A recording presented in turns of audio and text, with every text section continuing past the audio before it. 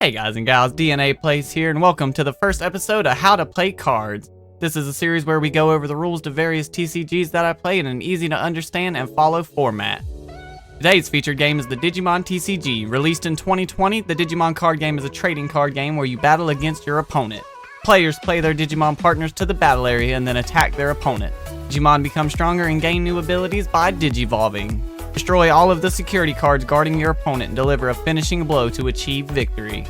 Now, let's look at how to play the Digimon TCG. First off, we're going to talk about the card types and the layout of the card. You build your deck using a combination of these three types of cards, those being Digimon cards, option cards, and Tamer cards.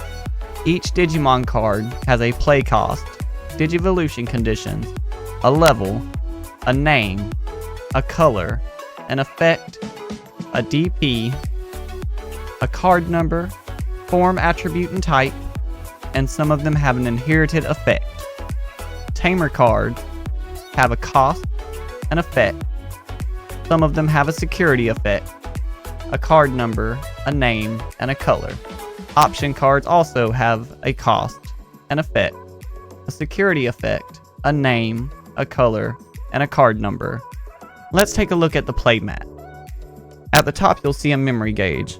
This is how the turns proceed throughout the course of the game, and we will touch on that more in a little while. Below that there's a battle area. This is where your active Digimon will battle. Also within the battle area is where you will play your Tamer card. You have a deck zone. This is where your 50 card deck will go. Security stack at the beginning of your game. You will put 5 cards into your security stack from the top of your deck. If these deplete out and you get attacked one more time, you lose the game. And then in the bottom we have the breeding area and the Digi-Egg deck zone.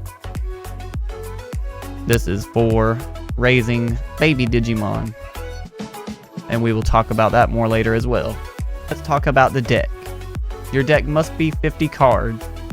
This is where your Digimon, Tamers, and option cards go.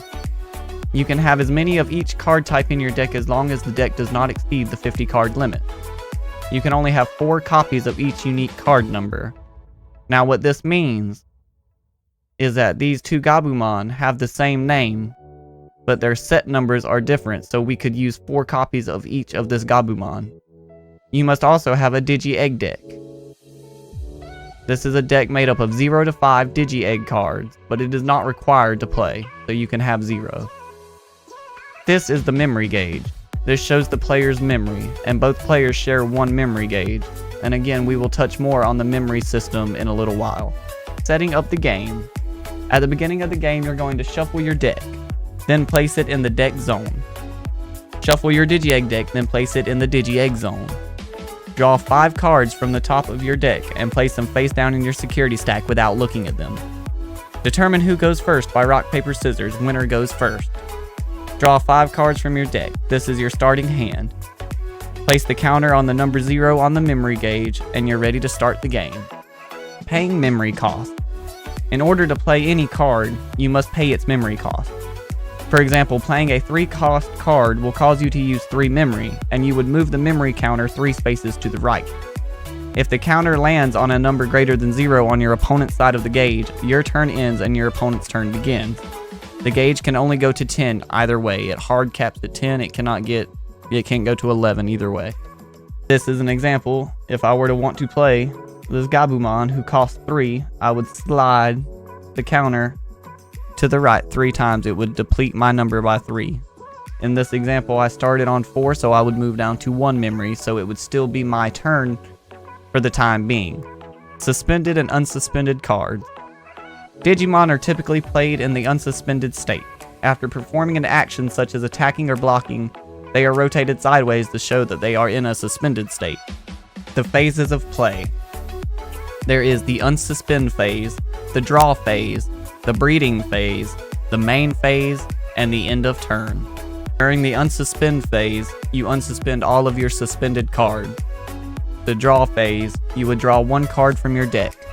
If a player cannot draw a card because there are no cards left in their deck, that player loses the game. The player who goes first does not draw a card during the draw phase on their first turn. Breeding phase. You can only do one of the following each turn. You can hatch a Digi-Egg, move a Digimon out of the breeding area, or do nothing. Again, you can only do one of the following each turn. Main phase, the primary phase of the game. During this phase, players can perform as many of the following actions as they like in any order. Playing Digimon, Digivolving, playing Tamers, using option cards, and attacking. Playing Digimon. Players can play Digimon from their hand to their battle area. Place the Digimon cards you want to play in the battle area unsuspended. Next, pay the play cost of that Digimon card. The Digimon is now played in the battle area. They cannot attack on the first turn that you play them, and there is no limit to the amount of Digimon that you can have in your battle area. Digivolving. Players can Digivolve the Digimon in their battle area or breeding area. Check the Digivolution conditions listed on a card in your hand. If you have a Digimon in play that matches the required color and level, it can Digivolve. Place the Digivolve Digimon card from your hand onto the card that meets its Digivolution conditions. Stack them so that any inherited effects of the card below it are visible. Draw one card as a Digivolution bonus. The cards below a Digivolve Digimon become Digivolution cards. The inherited effects of those cards can be used after Digivolving with them. If that Digimon is deleted, so are all the Digivolution cards. Playing Tamers. Players can play Tamer cards from their hand to their battle area. First, place the Tamer cards you want to play in the battle area unsuspended. Next, pay the play cost of the Tamer. There's no limit to the amount of Tamers you can have in play. Using option cards. Players can activate the main effects of option cards from their hand. You must have at least one card in play that matches the color of the option card that you wish to play. You pay the cost, resolve the effect, and then it goes to your trash pile. Attacking. Digimon in the battle area can make attacks. First, you suspend an unsuspended Digimon you want to attack with. You then choose the target of your attack. You can target either an opponent's suspended Digimon or the opposing player themselves. Any when attacking effects happen now. Attacking the opponent's Digimon. The attacking Digimon and the target Digimon battle each other. The winner of the battle is determined by which Digimon has the higher DP. In the example shown, Metal Garurumon has a DP of 11,000, and Metal Greymon a DP of 7,000. Metal Garurumon would win that battle, and Metal Greymon and any Digivolution cards under it would go to the trash pile. If they are tied and have the same amount of DP, it is a draw and both Digimon are deleted. Attacking the opposing player. If the opposing player has at least one security card in their security stack, flip over the top security card. This is called checking. If the checked card has a security effect, that effect is activated. You don't pay memory costs for security effects, and you ignore color restrictions. If a Digimon card is flipped over, that card becomes a security Digimon and does battle with the attacking Digimon.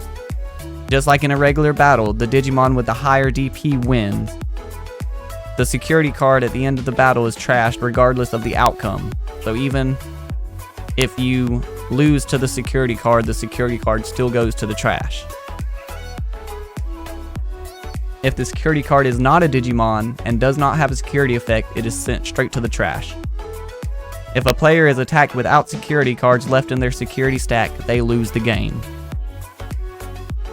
Alright guys and gals, that's going to wrap up today's episode of How to Play Cards. If you enjoyed this video, drop a like and subscribe to the channel. Thank y'all for watching, and we'll see you next time.